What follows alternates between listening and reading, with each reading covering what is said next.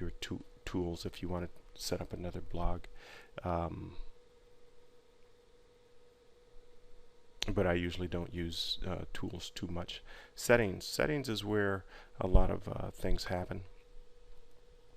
It's where you add a little bit more customization to your blog. You can add a different title, so you can say physical therapy page. Okay, you can either get rid of just another WordPress site, or you could add a tagline in there. Right. You can change your email address here. This is the blog email address, where if something goes wrong, WordPress will send a message to that particular email address. Membership, if you want people to be able to register for your blog and become members of your blog, you can leave that blank, or you can check it, or you can leave it blank if you don't want anybody subscribing to it. You can set up the format and things like that. Writing the blog.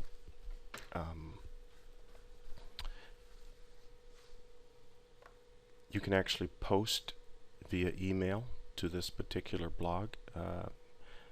Every time you post something, it pings this particular address and lets the search engines know that you have something new.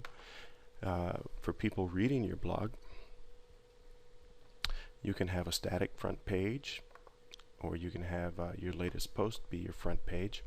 A static front page is good if you are advertising something or marketing something, or telling people about a particular event.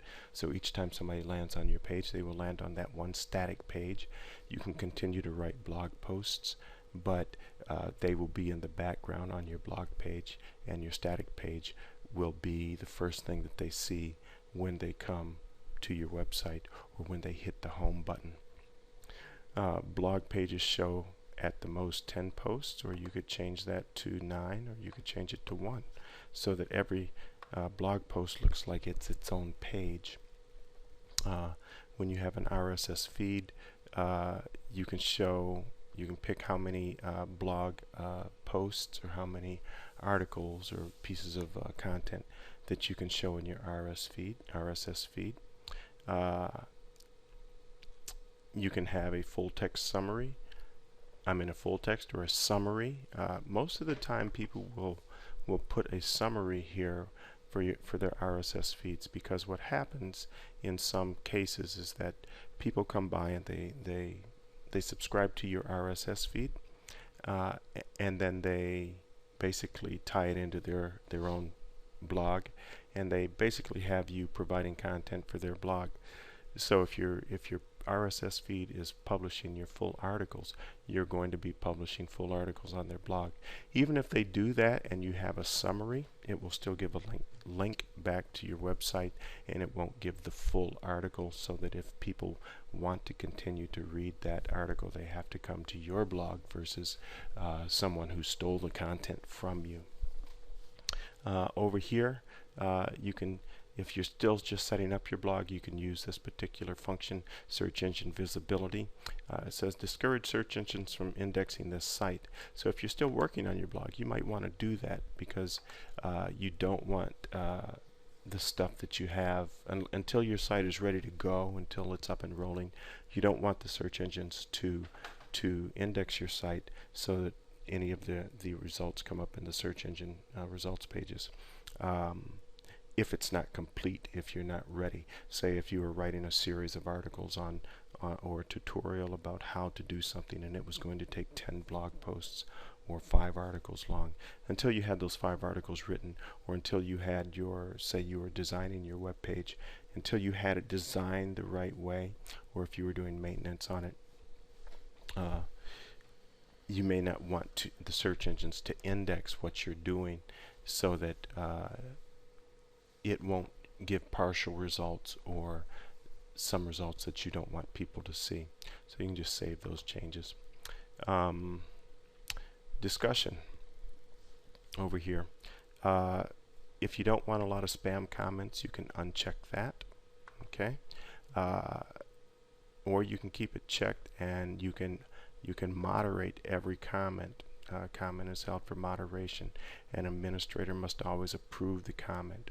Comment author must have a previously approved comment, hold comment in the queue for 2 or more if it has 2 or more links. You can also add in here which words you want to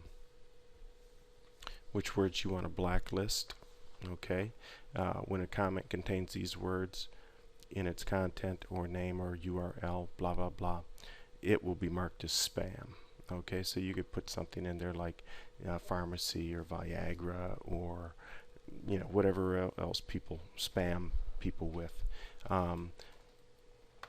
If they have this upper box here is if it's held for moderation if it has so many links in it, or if it has certain words in it, it's held for moderation. So you can actually look at the comment and approve it, edit it, or mark it as spam or trash. Media over here. Basically, this just lets you know what the parameters are of any of the file sizes that you're going to upload onto your blog, photos or videos or whatever. Permalinks. Generally, permalinks is another thing that you want for search engine optimization. Generally, most everybody will use the post name, because what that does is that whatever you name the post, those are the keywords that people are going to this is the keyword that the search engine will return in its search engine results query. So if you name a post Kanye and Kim's new baby, if people are looking up in Google Kanye and Kim's new baby, it's more likely that they will stumble across your blog post, because those are the words that it's optimized for, rather than something like a bunch of numbers, like the date that you published it, or the blog post, the number blog post that you've already written. If you've written 123 blog posts, that's really not optimized. People can't search for that, and it really doesn't show up in search engine results. I don't know why they continue to do this like this, but it's something that they do. Share buttons. So this is a new function that they have actually put in, or no, that's the widget that I have actually added. It has just shown up here in the settings page. Okay, and a lot of different widgets will show up in the setting page, or they will have their own tab down below the settings page on the admin panel here. So that's basically an overview of the WordPress dashboard. There's a lot in it. Most people, I would just encourage to go in and play around with it. You can always go to wordpress.com and experiment with their dashboard. It is very similar to this particular dashboard in the wordpress.org, or the self-hosted WordPress blog site.